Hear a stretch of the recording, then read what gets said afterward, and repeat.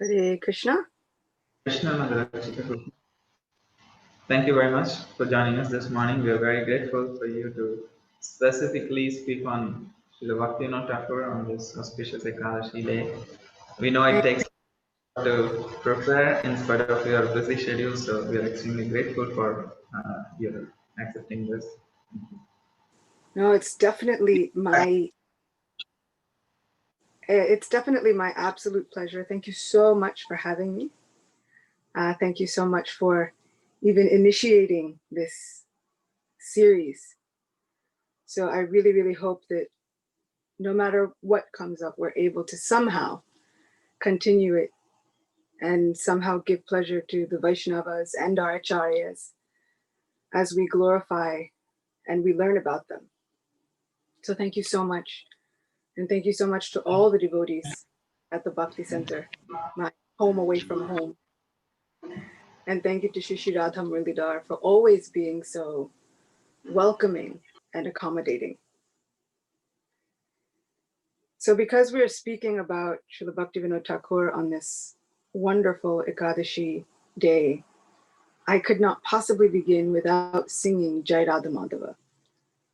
It's such a simple prayer, but in just 4 lines, he seems to have packed in the entirety of the spiritual world, so much so that Srila Prabhupada made such an emphasis on starting all of his lectures with this mood.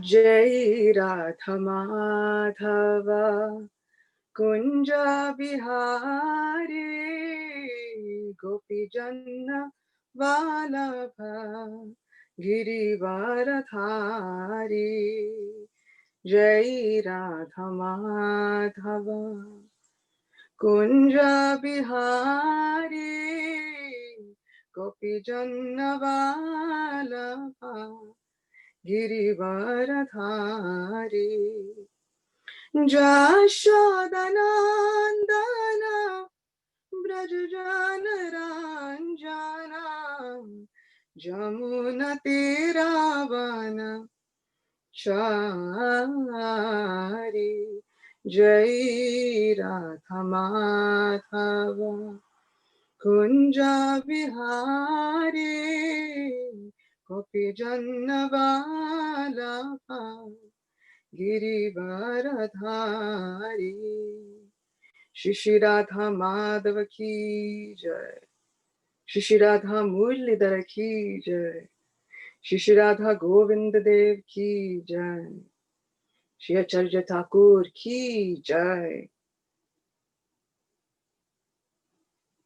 So Shishi Radha Madhava were the beloved deities of Srila Bhaktivinoda Thakura.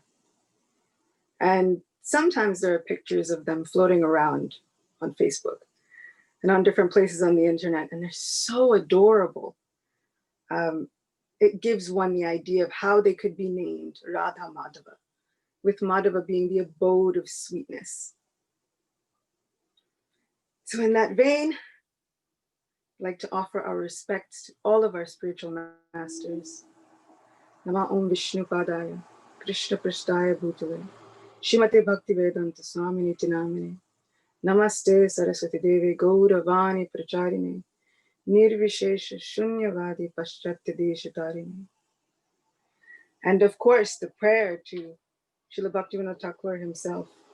Namo Bhaktivinodaya Sachidananda Namine Gaura Shakti Swarupaya Rupa Nugavarayate. I offer my respectful obeisances unto Sachidananda Bhaktivinoda, who is transcendental energy of Chaitanya Mahaprabhu. He is a strict follower of the Goswamis, headed by Srila Rupa. I offer my respectful obeisances unto all the assembled Vaishnavas. Vancha kalpatarubhyashta kripa sindhubhyevacha patitanam pavanebhyo vaishnavebhyo namo namaha.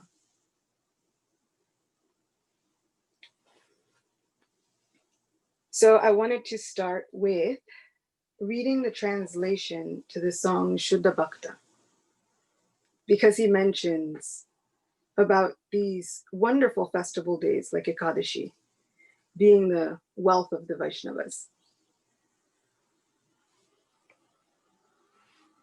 Serving the dust from the lotus feet of pure devotees is favorable for advancement in devotional service.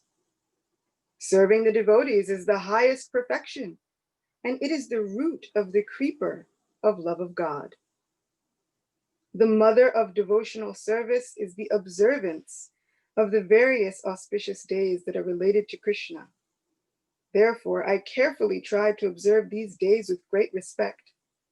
I faithfully accept as my residence the place where Krishna lived. In the company of pure devotees, I will go and see all those places my worshipable Lord Gauranga had previously visited in his ecstatic mood. My mind always looks for an opportunity to hear the sweet sound of the mridanga. When I hear the glorification of the Lord as inaugurated by Gauranga, my heart dances in ecstasy. When I see the beautiful deity form of the divine young couple, Sri Sri Radha Krishna, I become ecstatic.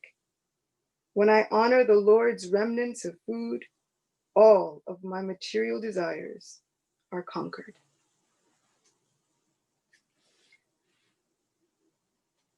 Whenever there is a performance of chanting the holy name of the Lord in my house, the whole atmosphere appears to be just like Goloka.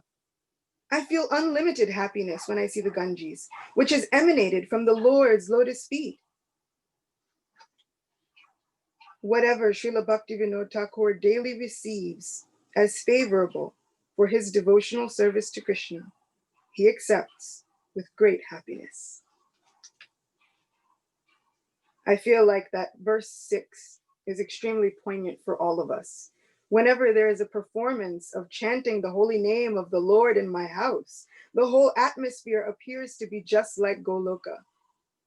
I feel unlimited happiness when I see the Ganges, which is emanated from the Lord's lotus feet. So while we're stuck at home, our home can be just like the spiritual world. Just by filling it with the sound vibration of the holy name. And thanks to the internet, we have access to so much of the holy name. We have access to the great river that is flowing from the lotus feet of our dearest Sri Krishna. Srila Bhaktivinoda Thakura was born in the 19th century. A lot of people say that he was born with a silver spoon in his mouth. His parents had a lot of wealth, but ultimately that wealth was lost. And he toils throughout his life in order to maintain his family. But eventually, around the age of 20 or 21, he goes and he visits his paternal grandfather, who happened to be a literary luminary of his time. But he gave all of it up. He was one of the most prominently known people of his time, the paternal grandfather of Srila Bhaktivinoda Thakura. He gives it all up, and then he goes and he resides, and I think it is Puri. And he lives like a sannyasi. He doesn't eat during the day. He focuses his mind on Krishna. He chants japa, and then he calls for Srila Bhaktivinoda Thakura, not long before he leaves his body. It is said that he was able to foresee many things. He would know the time of his own death. He would be able to see many things about other people. So when Srila Bhaktivinoda Thakura goes and visits him, he observes the way that his paternal grandfather would structure his day. And this kind of gives some foreshadowing for how Bhaktivinoda Thakura himself would eventually structure his own day in the performance of his own bhajan. And it begins to create a change in the heart of Bhaktivinoda Thakura. And his paternal grandfather tells him that whatever work you are doing by the time you are 27, that will be the most prominent work you will do. But he also tells him that he will be a great Vaishnava. Interestingly enough, Srila Bhaktivinoda Thakura outwardly was not so drawn to bhakti yoga. He said that he always had faith in bhakti. And from a very young age, he was quite drawn to the Ramayana, the Mahabharata, and many of these great histories. He knew about bhakti, came from a family who knew about Krishna. But outwardly, because of the many discrepancies between so many different sects of religiosity, saying, I'm right and things are this way, or I'm right and things are this way, he wasn't so drawn to Vaishnavism. Instead, interestingly enough, he was drawn to Christianity. He had such a great appreciation for the brotherhood that was expressed within the teachings of Jesus Christ that he winds up writing quite a bit about it. And he winds up writing an essay comparing one of the commandments of Jesus to all of the practices of bhakti yoga. And he gives such a deep understanding of how coming to love God with mind, body, soul, words, and will, and coming to love everyone as their own brother. That one commandment, he writes an entire essay about how all of those ideals have their roots within bhakti yoga. So I find it so fascinating that this wonderful Vaishnava Acharya had such respect and he was so drawn to the teachings of a quote unquote foreign religion. And it's interesting because we might think that a Vaishnav would somehow decide that Vaishnavism is the best and that is the only thing that should be spoken about. However, Srila Bhaktivinoda Thakura went the route that we should abandon all sectarianism. We should abandon this idea that my way is the best way. My way is better than others.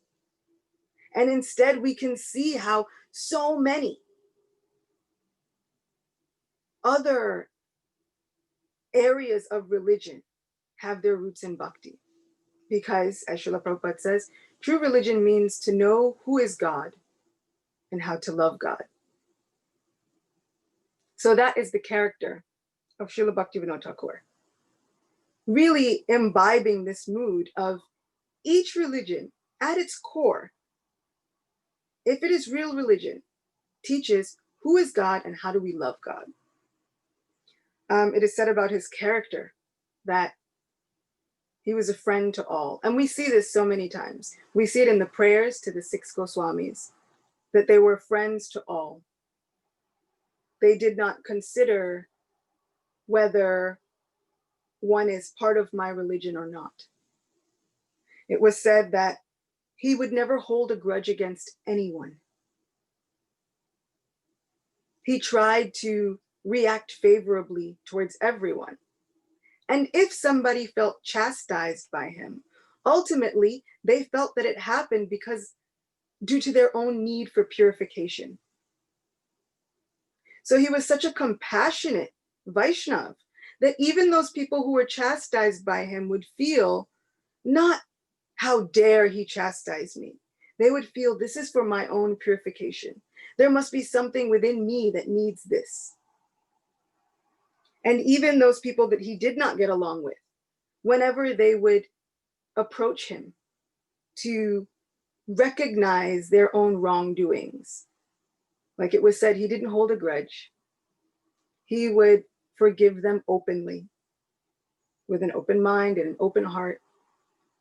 And in that way, he really fully imbibed the mood of Sri Chaitanya Mahaprabhu and the great preachers of the holy name, the Panchatattva.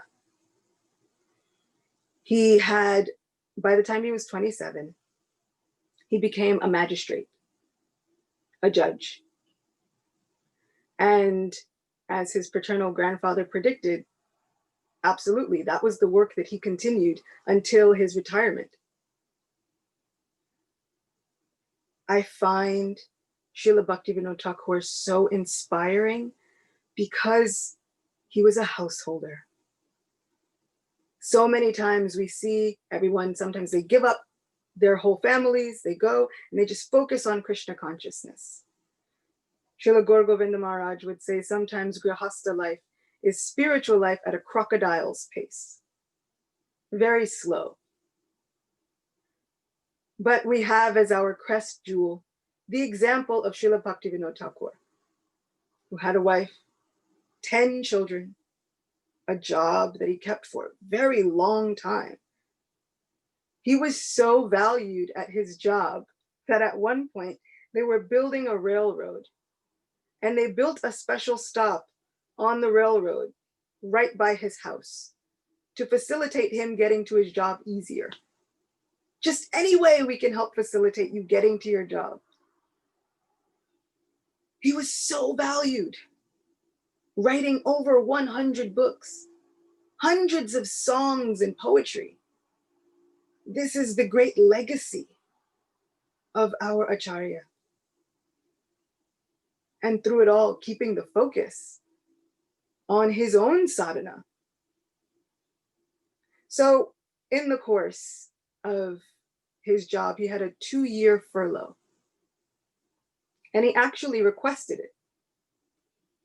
And during those 2 years, he went and preached the glories of the holy name. He would set up Namhat Sanghas. It is said that he set up over 500 of them. And he would write about all of these Sanghas in his own journals and in his own diaries. But the way that he would write about them, he would write as though these were the modern day pastimes of Sri Chaitanya Mahaprabhu. He would refer to himself as the sweeper, with the most humility, just the sweeper. Others would be referred to as the caretakers, bearers, but he would establish that the storehouse of this great treasure of love of God is none other than Srimad Bhagavatam. And the Panchatattva were so many different players who had come to establish and break open this storehouse of love of God and distribute it everywhere. But now, in his own time, he would write how the sweeper was welcomed at a certain place, which songs were sung, which stories were told, how the kirtan was held. So this is often inspirational for me because I love the idea and the art of journaling. And we can take this as a direct incentive to journal as though we are also participating in Mahaprabhu's movement.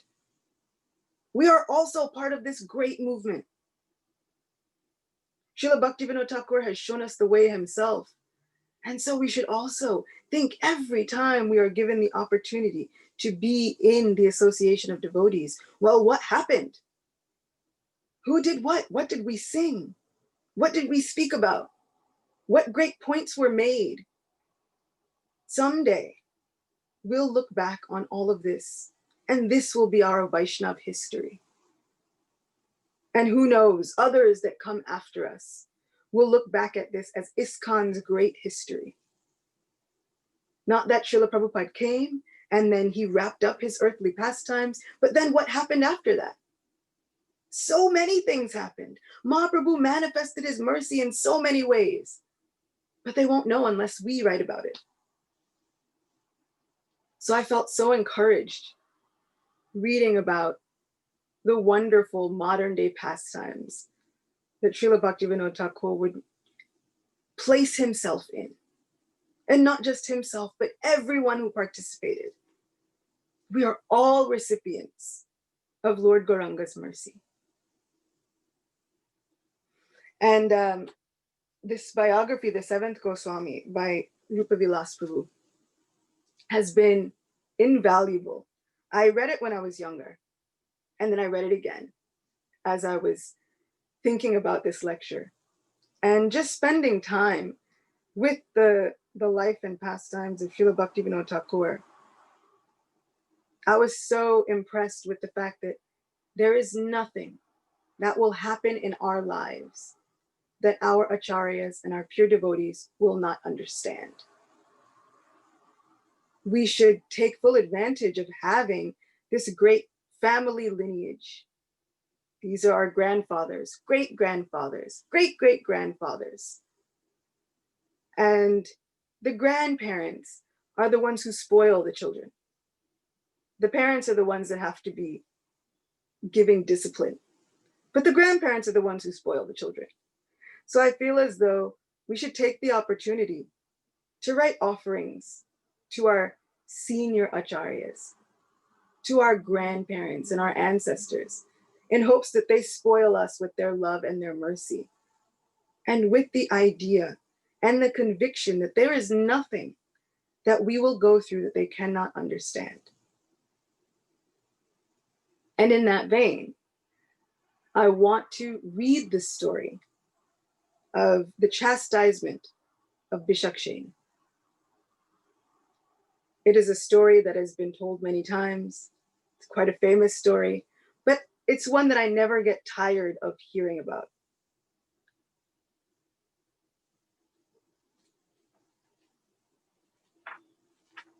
And I wanted to make sure I do it justice, which is why I wanted to read it from Rupa Vilas Prabhu's book. The background of the yogi Bishakshen was that he belonged to a sect called the Atibari Sampradaya, which was started by a person called Jagannath Das. In the beginning, Lord Chaitanya had ordered Jagannath Das to be a follower of Haridas Thakur. But later, Jagannath Das gave up pure devotion and took shelter of Mayavad philosophy. Mahaprabhu rejected him, and for this reason, he was called Atibari. The Atibari group was secretive in its practices, and the Thakur states, this group has many forged books wherein it is written that Chaitanya will appear again. Among them, there are some evil-minded people who attempt to imitate Chaitanya or Brahma, and some who imitate Baladev and Krishna. One person, known as Bishakshen, a scoundrel who had developed a little yogic power, was thought to be Mahavishnu himself. This story reminds me a little bit of the story of Pandrak Vasudeva from Srimad Bhagavatam. The yogi established a temple in the jungle near the village of Sharadepur. And as he exhibited many mystical potencies, numerous people came to serve him. It was predicted in the concocted scriptures of the Atibaris that there would be a battle on the 14th of Chaitra, March, April, and that Mahavishnu would then reveal his four-armed form. This news was spread in the villages, and the yogi sent out a circular announcing that Bhagavan Mahavishnu, who had descended as Bishakshen, would deliver India from the hands of the Europeans by killing them all. He also began to exhibit various miracles to impress people. He would sit erect in front of a fire and lean into the flames for some time, and then return to an upright position without any injury. He could read people's minds, instantly cure diseased persons, and manifest fire from his head.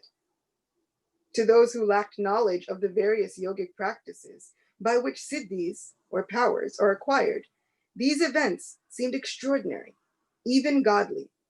However, to a serious student of the doctrines of yoga, like Bhaktivinoda Thakura, such powers were simply an insignificant display of material power acquired by austerity, with no real spirituality. Even to this day in India, unscrupulous persons who perform severe penances acquire these magical powers simply to get a large following and exploit their simple-minded followers for material advantages. Their naive followers often become convinced of the divinity of the rascals and worship them as God. Yet such persons are really no better than con men in one of the world's oldest con games. Tiny conditioned souls masquerading as God and convincing other foolish conditioned souls to accept them as such. It's very interesting because in America you can see this, but it's not often that we get the police involved. And this winds up sounding like some sort of Netflix documentary series where there's some sort of cult and then the government has to come in and shut the whole thing down. But what will happen as the government comes in? Two of the yogi's associates posed as the Guna avatars, Lord Brahma and Lord Shiva. Living in the jungle not far from Bhubaneswar, he established a temple using funds that many of the intimidated kings of Orissa had sent at his request. Some of the kings and villagers even sent women for his pleasure when he announced that he would hold a rasa dance in which he would exhibit his soul supremacy and power over all women. Sometimes we hear about the strong preaching against Sahaja philosophy. And as people who are far removed from what the impersonal bhakti movement became at the time of Srila Bhaktivinoda Thakura, sometimes we don't understand the gravity of what was happening. And I know I get that question very often. It's like, well, what was really going on? What was really happening? So we had people sending women to this man when he actually was overpowering the wives of leading citizens of an Orissan town called Bringarpur. It created an outcry among the husbands and other leaders there, and they took their case to the government officials. Mr. Ravenshaw, the English district commissioner, was at that time in charge of the Orissan division of the national British Indian government. After hearing from the leaders of Bringarpur, he decided to entrust the case to Srila Bhaktivinoda Thakura for a thorough investigation. The case was very sensitive. Vishakshen had gathered a large following of sympathizers, and he was seen as a potential threat to the security of the region, possibly capable of fomenting a local revolution. The Thakura set out with the district superintendent, the chief of police, and a few constables. In the evening, just at sunset, the Thakura entered the jungle where the yogi was staying, near the village of Sharadepur. He found many people sitting with the yogi. Many sick people had come to get cured by him and were glorifying him as an incarnation of God. Upon the arrival of the Thakura, the yogi rose from his throne and questioned him. "Oh, Babu, I know that you are a Bengali and a magistrate. Why have you come here on this dark night?" Srila Bhaktivinoda Thakura replied, "I have come to see you." Vishakshen then rejoined, "That being the case, please sit down and hear my teachings. I am Mahavishnu, arising from the ocean of milk. I have come to this place, and very soon I will destroy all the Europeans, including the King of England.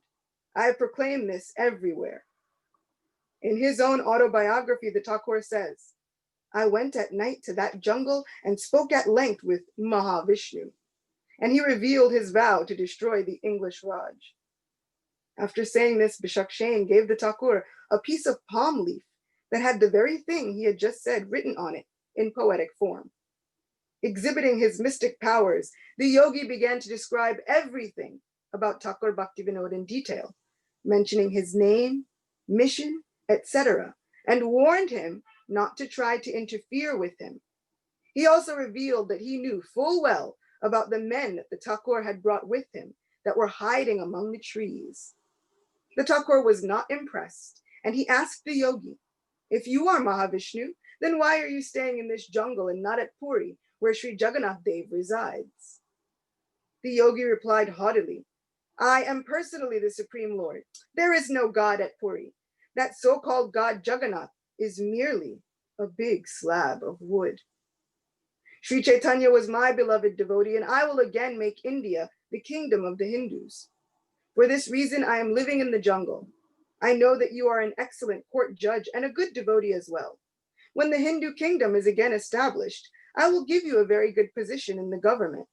I will make you the governor of the entire state of Orissa. How amazing is it that they had government officials who had such knowledge of God to be able to ask these questions? If we sent the FBI in today, I don't think that they would have the wherewithal to combat someone who is actually displaying some mystic powers. When we think about what's really happening here, this person seems to know everything. How would they handle it? I think we would be completely lost. Srila Bhaktivinoda Thakura then gravely replied, the tiny living entity can never become God. Ravana, Hiranyakashipu, Shishupal, Dantavakra, and many others who came under the influence of this arrogant mentality were all destroyed. See, I don't think that there's a government official who would be able to combat all of this. The yogi, in order to impress the Thakur with his power, then called before him many people with incurable diseases and in a moment made them well. One person was suffering from a spear wound. The yogi brought him under his control and produced some ashes, which he smeared on the wound. Immediately the wounded man was well and free of pain. The Thakur was not moved, correctly seeing the yogi as an offender to the Lord, using God-given powers for his own self-aggrandizement. Leaving some spies to watch the yogi, the Thakur spent the night in a tent at Sharadepur. The yogi had to be arrested, but first further investigation needed to be made.